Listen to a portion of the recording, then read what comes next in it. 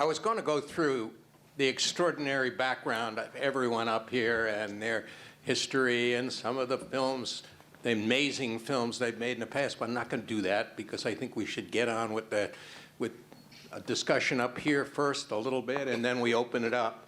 And I'd like to start discussion with Paul Verhoeven, an amazing feat. I've seen all of your movies before this and then after this as well. What brought you to this strange, unusual combination of satire and violence and social commentary and what have you? I want to talk a little bit about the origins and what brought you to the film. Well, my wife.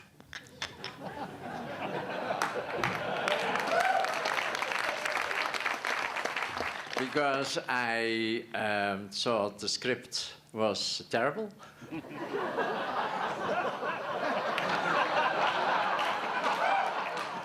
Listen, I was living in Europe, you know. That's a different situation. So this for me was like difficult to understand, let's put it that way. And so I put it aside after 20 pages or something. And then Martine picked it up. We were at the beach at the Côte d'Azur in France. And then I was going for a swim, and I came back, and then she said, you should really read this again. And then you should pay more attention to what you can do with that and what's there on the page that you haven't seen. And then the second person that has to be acknowledged was Barbara Boyle, because she was at that time at Orion, and she was the one that ultimately convinced me to come over and check it out. And when you came over, you had to put together a team that could capture this very unique feel, this sensibility that's in between a lot of things. A lot of that was coincidence, I think. Yeah. Because I didn't know anybody here, so it was very difficult for me to choose anybody or in the crew or in the cast. And I was enormously helped by John Davison and at Neumayer, who was always with the production, to tell me exactly what is normal in the United States. Whatever it was, you didn't do that. Okay. And Michael, I have a question. In your discussions with Paul, there's a lot of politics in this film. I know from our past, having worked this room in the past with both of you guys, that you had a left critical perspective, yet this is a movie that's come out and has been often criticized from the left in various ways, and a lot of people on the right have adopted. What did you talk about with Paul about the politics of the film, and what do you think about it right now, both of you? Well, I didn't know anything about the politics, so I just followed what was in the script, really. I had no idea, really, sometimes what it was about, really. Well, I do think that Ed and I were both aware that even then corporations were being treated like people, unfortunately. And Ed actually had a job prior to the writing of it at the Black Tower at Universal, and so his sense of what a boardroom was really, I think he had fantasies about killing all those people. But personally, I protested the Vietnam War, and I feel that, you know, American capitalism is pretty much an out of control thing, and we sort of brought that to the script, you know, in an unbridled fashion. Ed? You're leaving me with that? Well, you know, we were always interested in political ideas for this, and I think that everybody's being pretty modest, because we talked a lot about this stuff, and a lot of the stuff we didn't have to talk about because we just sort of felt that way. And I think that one of the things I like about this is my friends on the left like it, or sometimes they don't, but my friends on the right like it too. And I think, as they say, good business is where you find it. Male fantasy, action fantasy is equal opportunity. It doesn't matter whether you're a Republican or a Democrat. I mean, that's the politics of it. I mean, it is about the future. I do think that people have equal claims on the future, regardless of political strife. And I think that's why this movie is interesting to people, because there's still issues here that we're talking about as the digital age comes upon us and machines come upon us. And so that's probably why it's still new, On the violence issue, that was one of the things that people keep bringing up. And, what, you have something you want to say about that? Any of you? I've said many times I like violence. I think I was very lucky in meeting Paul, because we both have an aesthetic for violence. I'm not sure why. My mother is here, and so don't make her feel bad. I could say something about the violence. I think because Paul lived in Europe, and the sensibility of European directors and African-American directors here is different from people like Tarantino. The violence has consequences. It's not just some kind of fantasy escapade. And I thought Paul brought that to the project. Thank you. Bill Tippett, you really are a legend. And Well, if you live long enough, right? I didn't know what to call you, whether it's an animator or a special effects supervisor, but what you are is very clearly a storyteller. And for this film, the costume, the modern costume, the whole mechanisms that were created are characters in their own right and so integral. You want to talk a little bit about the conception of the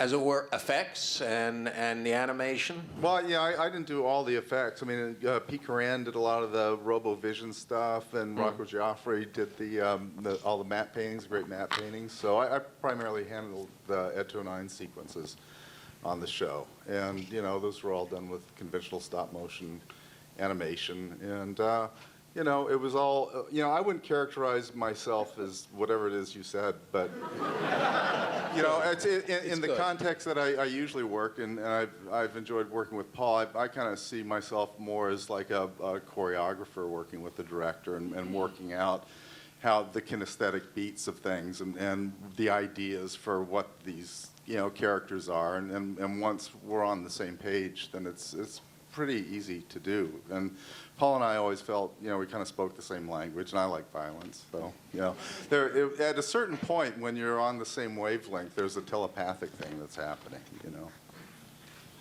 Yeah, I mean, on a very astoundingly low-budget movie, at least from what It was ridiculous. Yeah, what I've read, the RoboCop uniform was pretty expensive and pretty crucial and pretty central. You want to talk a little bit about conceiving it? Well, it was. Let me just start here, and someone else should jump in. But it was the essential gag of the picture, I think. I mean, everything else had to work. But if Peter and the costume didn't work, I don't think we would have had a movie.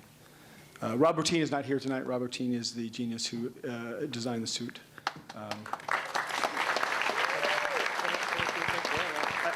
One of the things that I thought Paul did very well was in introducing RoboCop. The first time you see him is on a monitor, then you see him behind frosted glass, then you see him through a fence, and with a very difficult third act face, you first see it in a reflection of a distorted piece of metal. So Paul is not putting it right in your face, he's building an illusion. Yeah. And I thought that was a tremendous thing that was brought to the project. Well, that came from Rob Bottin too. Yeah? Yeah, he told me when he was working on the costume, he said, if you are going to show RoboCop suddenly like that coming out of a room or whatever, and you see him frontal and really without any protection, then I think we will have a problem. And he said to me, you should introduce him step by step. You should introduce a part of him so that the audience gets accustomed to what they're going to see and that they will not be laughing. And so that was the reason that it was done that way, but I have to really acknowledge that the idea came from Rob Bottin. All right. Peter Weller, you had to wear it. You had to be inside it. You also had another challenge. Yeah, thank God I don't have to now. Well, you had a challenge because your role involved being very human and very mechanical, that you had to be convincing on both accounts. Do you want to talk a little bit about approaching that role? What did you do to Well, prepare? And Well, first I got to also, like with Paul, acknowledge and Mike, the gifted applicator of that makeup, Stéphane Dupuis. I don't know if you know Stéphane Dupuis, but you know he's just. And that third act head, you know, the seams of that prosthetic are on camera. And it's rarely ever been done like that. Usually the seams of prosthetics on the face are tucked behind the ears. And that makeup face, that third act face, was a 6.5 hour just for that face. And Stefan and me and Rob's people would be going to work while the crew would be coming in from drinking. And it was 6.5 hours to do that face, then it was another hour and a half to put on the suit. So we'd worked at essentially an 8.5 hour day before Paul started burning film. I think you would only shoot 5 hours on that face or something like that before it was done, something. Yeah, we were shooting, of course, 13, 14 hours, I think, but But that face was the essentially face cooked. was, well, it took forever to get you into that, Yeah. especially when it was the latter part of it. Interesting enough, if you look at that, what Robotine did, the trick is, of course, that the lower part of the head is the back part of the head is lower than the front part. So it looks like something is missing there, something. And of course, what he did is make the forehead longer. So you think this is the skin this is real, but this is already not real here. It's upper part, so that you can immediately, so that the real head goes then according to the skull, but the upper part, the frontal part, is about this higher, and that was, let's say, a really wonderful trick, so that you would be really deceived. Yeah, it was, and all those guys, you know, what makes it, you know, a gifted movie is all those accidents like Paul was talking about. But to talk about the movement of the deal, initially Moni Akin and I had developed a very sort of liquid, serpentine sort of movement, and then whatever the, you know, the Chinese word for crisis is the same for opportunity, and when we were trying to fit that particular movement, which I'd worked on for 6 months, into the suit, it wasn't going to work. So we spent a weekend redesigning and tearing out parts of the inner suit. So with Rob and Paul were shooting tests, and we had already been into the thick of the film at the time. And you know, Moni took me aside and said, the constrictions of this suit will work for us. What you have to do is take the articulation or the staccato at the end of a movement and really make it pronounced and actually accentuate what he was saying in the beginning of it.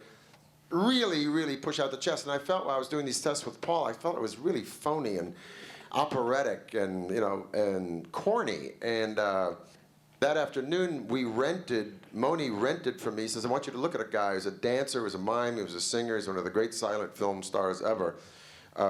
Nikolai Cherkasov was in Eisenstein's Ivan the Terrible.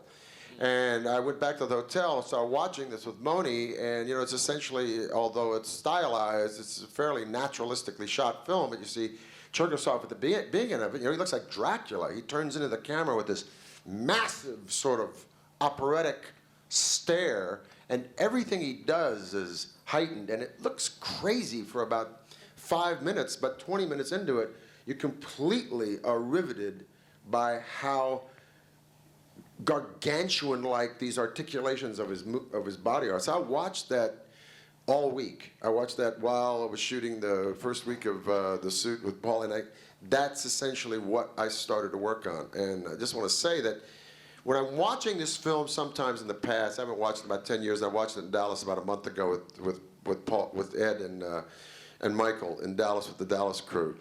And it was the first time I really got out of my own way and looking at, well, I didn't have that movement down right, I didn't have this, all that, okay, that's when I was really cooking, and that's when Paul and I were really like moving the thing along. I really got out of the way myself and watched the film as a film, like you said. I just have to say this, the thing I think that makes this film non-ephemeral and maybe anthropological, maybe you can watch it in 200 years and see what the 20th century, you know, technology was about, and privatization, and social history, and what would have happened if apartheid. You know, the whole film starts with the thing about apartheid. It turns out what would have happened had not there had been some sort of peace thing. It's loaded with social history, this film. And when I got out of the way from Dallas, Sherry and I were watching it in Dallas, and said, you know, I just have to say I'm just extraordinarily proud to be part of a film as gifted as this, where, as like Phil said, all of the accidents, the wonderful accidents that happen in conjunction with the extraordinary gifts of talent that were concerned with it. And on that note, I gotta say, Paul McCrane sitting in the back. There's Miguel Ferrer. There's Felton over here. You know, Kurtwood is here. You know, it's a phenomenal cast. And Paul got to say one of my two favorite lines. It's also a favorite line of a lot of people. I like it. I like it. There you go, Paul. Hey, Nancy, you're the only girl in this movie in a weird way. I mean, you know, it's a real masculine thing, and Well, there is Mrs. Murphy. Well, that's true. You're the only girl with a gun. You know. What is it like to be the girl in the action movie? I mean, what does that mean for you at all? Do you get women coming up to you and asking you about that? No, not really. I just want to say, unlike Paul, I thought it was a great script. Oh, okay. And, you know, that for me He thought it was okay, too. I mean, wanting to work with Paul, I had seen Soldier of Orange, which I loved. And I read this script, and the first thing I thought was, well, RoboCop, they'll change that. That's a terrible title. But I sat down to read a few pages of it and just whipped through the script. And in that moment, I thought, I have to be in this movie.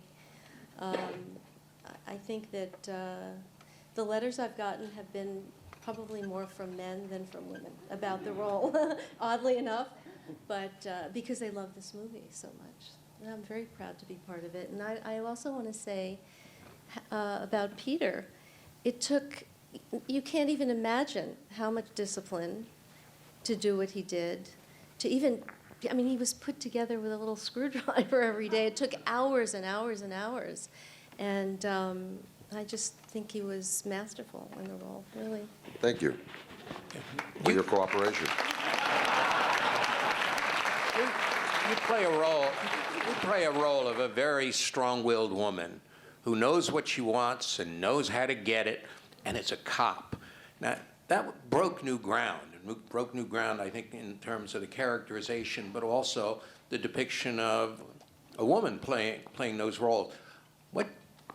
How did you get ready to do that? How did you do it so convincingly? Talk a little bit about your background and prep. Thank you for the convincing part. It was, you know, I was raised in New York. My father was a cop, so I thought I had some understanding of that. I had the wonderful Randy Moore training me with guns, and I think I went out. I remember going out to the police academy at some point, but Wave your hand, Randy. There he is. he handled all the guns on the movie. You know, really, I just looked at it in terms of the partnership. That, for me, was the most significant piece for me to look at in the movie. It's interesting that when I read the script after my disappointment in the beginning, of course, but I got over that and realized that it was really a fantastic script, in fact, and very innovative. And I think we did it in an innovative way, but it was already all on the page, clearly. The strange thing is that when I read, which was the second draft, and I just came from Europe, so I immediately thought RoboCop, or Murphy in this case, in the beginning, should have an affair with Nancy. And I think the producers and Ed and Michael wrote that draft for me, which was the third draft, because that I thought was absolutely necessary. Should be some, what the French like, yeah, and me too, clearly. But so then I got that script, the third draft, and I started reading. And then for the first time, I realized that I was in the United States and that it was just wrong. and that this whole affair was just a stupid European idea, and it should be taken out immediately. And I asked the writers to go back to the second draft and let's shoot that. It's very strange This because is a true story, and this is so unusual, I have to say, as an American screenwriter. Imagine if it had been an American director. He would have said, "Oh, you fucked it up, you're fired." And he didn't. He said, "Oh, I think I get the second draft. Let's go back to that." Yeah, And then from that really- moment on, it was that's- all full. I mean, he did that draft. Well, for Paul to say I was wrong, let's put. He didn't say he was wrong. Well, for him to say. well, let me say it now. I was completely wrong.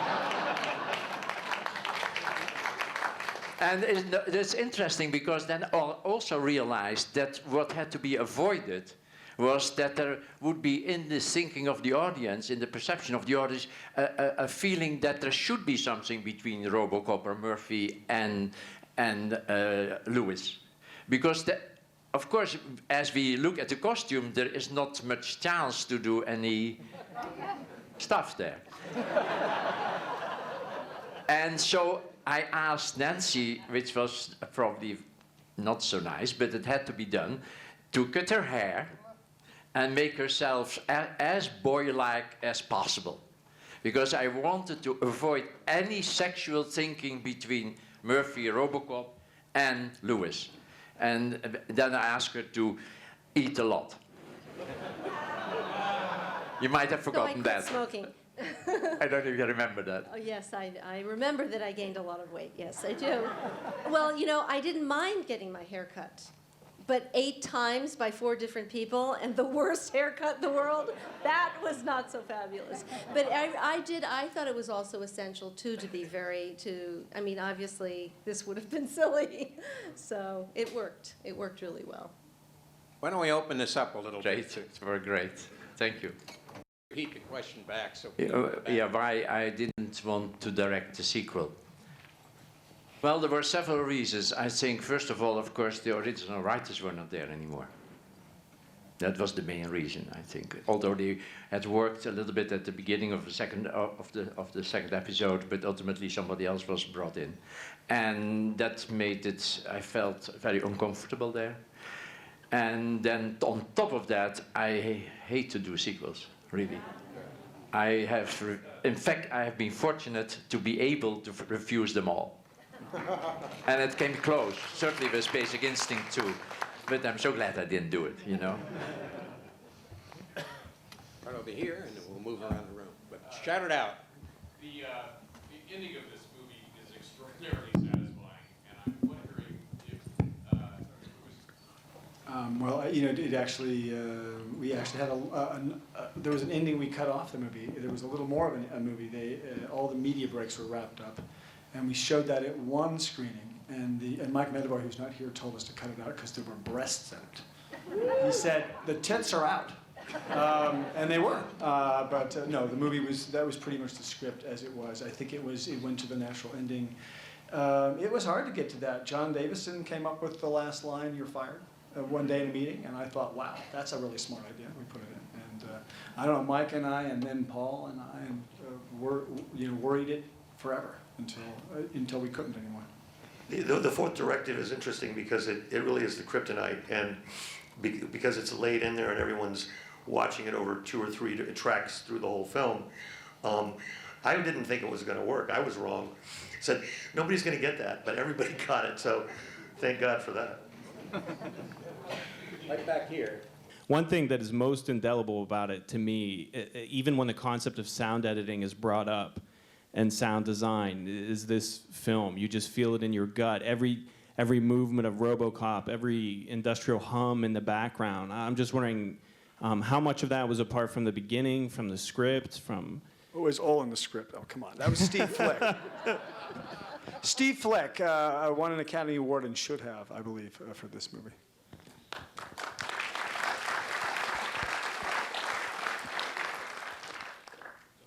And the music was not in the script. Do you think that there is room in the modern American lexicon for more action blockbusters that are quite as critical of our current society? as this film was at its time. Yeah, I'd like to jump right into that. Someone a little smarter than me pointed out that most of the superhero films after 9/11 endorsed the Bush Doctrine, which is essentially a first strike or a preemptive strike. And this narrative is different. It's a Western in which the law enforcer turns on the company that fabricated it. So maybe we've closed a door on that kind of storytelling. I don't know. I thought the Avengers was like a Nickelodeon cartoon compared to this, but, you know.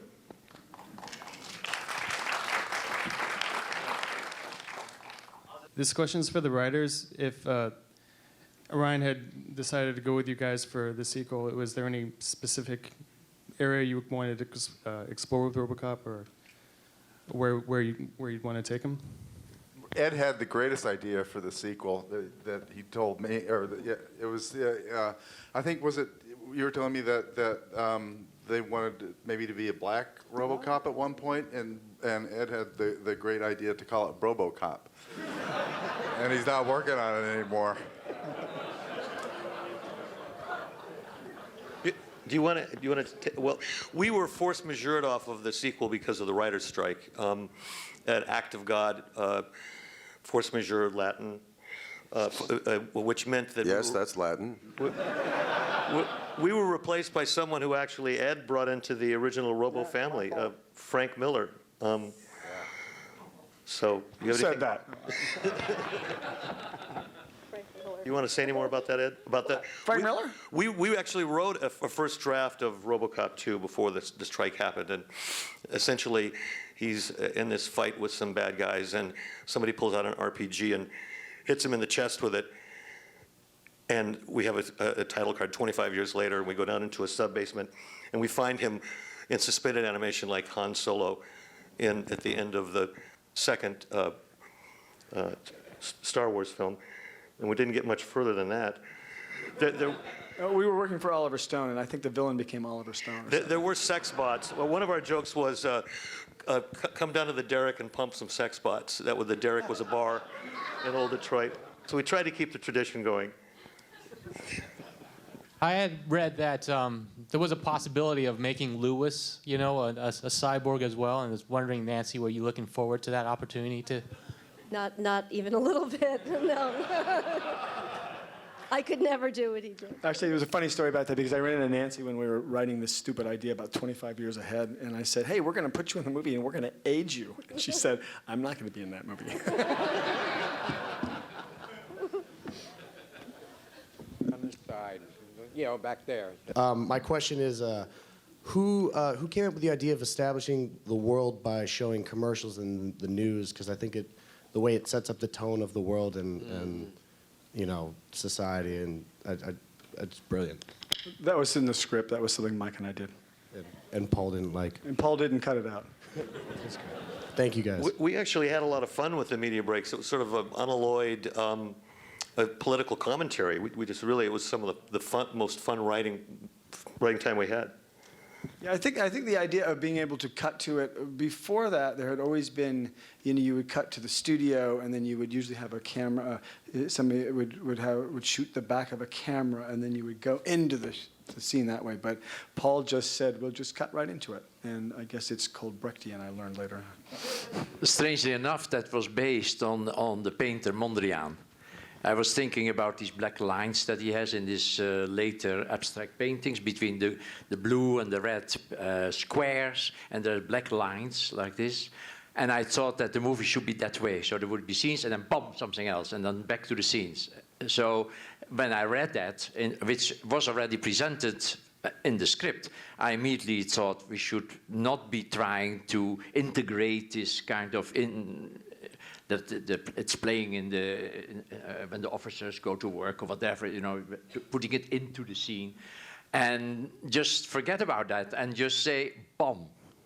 And I think that still was very audacious of the writers to present it that way, And I'm glad I followed their cue and did it that way. Actually, Paul came up with the heart commercial. So the heart commercial, we care, Mr. Verhoeven. Yeah, but the question of trivializing the media, trivializing the news, taking serious events and putting a spin on them that's entertaining. That's a very contemporary theme. At the time when you did this, I think you were kind of way out there. Well, you know, actually, if you look, I didn't know this until after the movie because I watched Soldier of Orange after I saw this movie. But if you look at the newsreel footage in Soldier of Orange, Paul's already well aware of playing around with media. So we were lucky to get him. And yeah, we had independently come up with this idea of, I would say it's probably we're the Saturday Night Live generation. So, you know, we stole it from them a little bit just as a way to go in and what I find interesting about it is it's a lovely way to put a lot of exposition in fast. And that's what I like about it. And also, Writing-wise. the media breaks fall at act breaks at roughly 30 or 35-minute intervals, too. So there's sort of like closing of one curtain and opening of another. And, you know, the rise of action with RoboCop out on the street, that ends with the mayor hostage, and then he beautifully transitions into a media break. End of Act One. On and on it goes. I'm just wondering about this because I've always complained this because I've never noticed a character like RoboCop that's like half human, half cyborg, and is like the hero of like an action film. I've never seen that before RoboCop. So, question for the writers is, like, how did you exactly come up with that? Like, some kind of weird inspiration involving a car accident or some sort of weird, I don't know, like just out of curiosity, how did you create this weird toaster man character? So, yeah. You know, there were some, you know, it's a process of addition, obviously, and I knew very little about the movement exercises that Peter went through. I mean, I watched him do it and I was amazed, and I thought he, you know, was a good mime when he was in college or something. But, you know, one of the things, we had rules for RoboCop, the sort of John Wayne rules. He can't kiss the girl, he can't be seen on a telephone, and he can't fly. And they did all three of those things in number 3 when we weren't around. So we also talked a lot about the Man in the Iron Mask and Frankenstein and those eternal themes. I had, I mean, my idea came, I was actually working on another movie in the art department. I wasn't officially working on the movie, but it was shooting near my office. It was Blade Runner. And I watched that movie for 4 nights, and then someone told me it was about a robot. And they pointed at Sean Young, who was wearing a tutu, and they said, "That's the robot." And I said, "No, that's not the robot."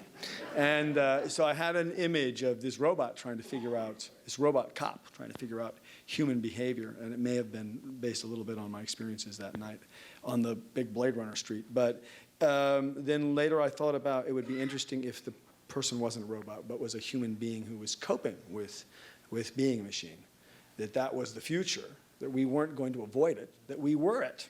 And that was kind of where it came from me. All movies are in some way a dialogue. We learn from past masters of the craft. Are there any other films you'd want to talk about that you hadn't, anyone here, and Paul particularly, that you had in the back of your mind as you were conceiving of this quite original work? Yeah, my movie about Jesus, yeah. Okay. I was a big Dirty Harry fan. Listen, I'd like to add something about what Paul just said about Jesus. You know, there's a theme in this. I venture to say the thing that makes it non-ephemeral and long-lasting, and why people go back to it is, you know, aside from the brilliance of the writing and the comedy and the good guys and the bad guys and the win and the loss, there's like all great stories, particularly in Western literature, there's a theme that, you know, this is kudos to Paul, because I don't know if American would have gotten it, but there are images, and there's constant images of resurrection. And if the movie itself isn't about resurrection, where a guy ends up saying Murphy, if that's not blatant enough, then, you know, it's not just, you know, gospel resurrection, but, you know, resurrection is a topos that comes from Egypt, it's Persian, it's Pharisaic, Jewish, and it comes from the golem, Frankenstein, whatever. But the great films always, and the great stories always, are someone who's taken back from death and been reborn. And Paul has, you know, there is infused it with images from it, you know, and they're subtle. But I just have to hearken back to a sort of a nice argument that Paul and I had in my hotel room when we were reading through the script. Right before I was starting, we'd read through the script and I'd ask him questions. And it seemed to me, and it seemed to a couple of people that, bear with me here, and it's an American thing, and I direct a lot of television now, and the television Hollywood way is to go about this. Follow me. This is the revision of RoboCop. That RoboCop is RoboCop, and then Nancy Allen comes along and sees him twirling the gun and goes, Murphy, it's you. And then he goes out and arrests Paul McCrane. Paul McCrane hears him say the words that remind him of when he was busted, right? This is the evidence of physical, this is the evidence in a physical world. And then RoboCop would go back and start to have dreams, you see? And this is the Western way of looking at it. That physical evidence motivates then us going home and having dreams and self-realization. So I was asking Paul, I said, why is he having these dreams? And you might remember this conversation, but it was absolutely transforming to me. I said, why is he having these dreams first? Why isn't he like, which is what I'm used to seeing in the Hollywood film, going out and having a physical experience and then coming back and having some sort of mental deal or, you know, soulful deal. And then Paul said to me, and I'm paraphrasing, he said, no, you got this backwards, because the one thing that they have not taken away from him, and I'm paraphrasing this context, is his soul. And the soul is waking up on its own. And you could fill in the blanks there, because it's God-given, you know, because it's given by the cosmos, because that's the thing that technology, progress, privatization, and all the things that have taken these things away from him cannot take. And that's what's waking up, and then the soul wakes up, and then it's born out again in a physical world. You get that? Okay. That's the miracle of this film, man.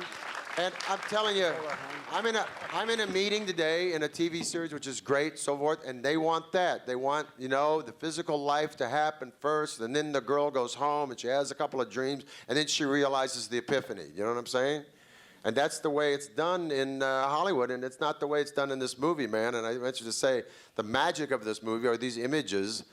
The magic underneath it all are these images of resurrection and subsequently the life of the soul that transcends all this other mishigas that RoboCop goes through. I think that's what makes the movie non-ephemeral. I think eventually when they say Murphy and everybody goes, wow, that's what everybody's getting out of it, is resurrection.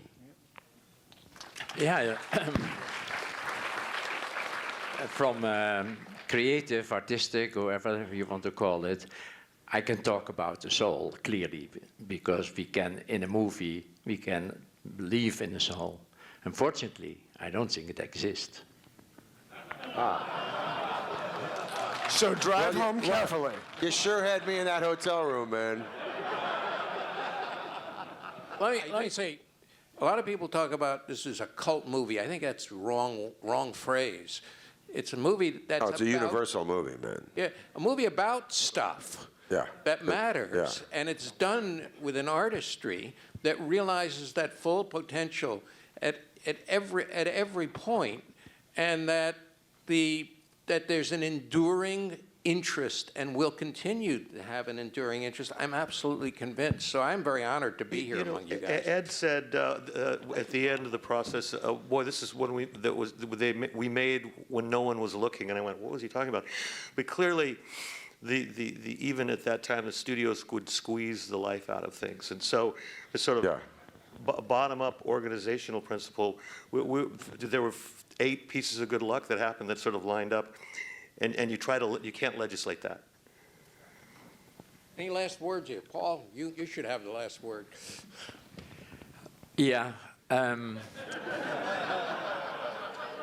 I will use it to thank Peter Weller for what he had to go through and what he achieved, and for a very important creative cooperation. I mean, we had our conflicts, we solved them, and we went on, and he had very hard times, clearly, with that costume, terrible costume to work in. You know, he couldn't really walk, everything was terrible. And he had to go through that, but that is not the point. The point is that what Peter did is, in the framework of the film, I believe in the soul too. I mean, for me, the movie was, I wanted to make the movie right at the moment that I read the scene that he goes back to his house and gets his dreams about, or memories, isn't it? That was the moment that when I got to that point, that I thought, I want to make this movie. This is beautiful from an artistic point of view. You know, there's a difference between me as an artist and me as let's say, a thinking being. And what Peter did is bring that soul that is so important to the movie to the screen. And he did that in the most, let's say, normal way, without pushing ever, always keeping, let's say, a very cool approach to that, which I love in any art, that it is not on your nose, but it is really a little bit at a certain distance. And Peter did that in the most beautiful way. And I love you very much, Peter. I love you, Paul.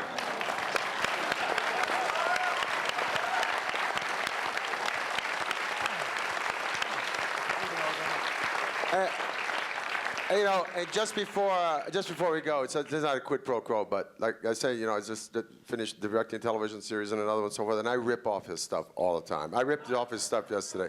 If you noticed, I don't know, you guys are film students out here.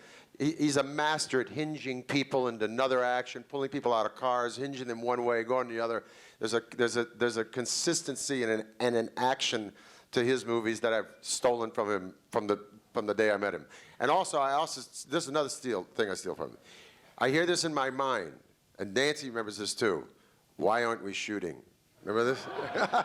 Why aren't we shooting? And you know, I say that daily, man. You know, as this guy, he hit the ground in 7th gear every day. I mean, he's already in 7th gear. And Nancy, I go, God, doesn't he warm up? I mean, isn't there like, you know, isn't there sort of like, you know, go to the set, kind of rehearse, have some coffee? No, not with Paul, man. 7 o'clock in the morning, you are going 180 miles an hour until the wrap, man. And I've gleaned that from him, stolen it from him, referred him to everybody in the world, and I'm as grateful to you as you are to me, man. So I love you.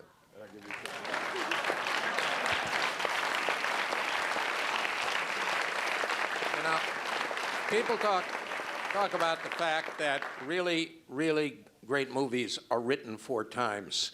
They're written in the initial script. They're rewritten in the production, they're rewritten in the editing, and finally, they're rewritten by the audience, who bring their own experience and values. The fact that we have an audience here, both the creative people involved in this project, but also a lot of other people, including young people who have seen this film multiple times, suggests it will keep being rewritten again and again into the future. Thank you. Thank you.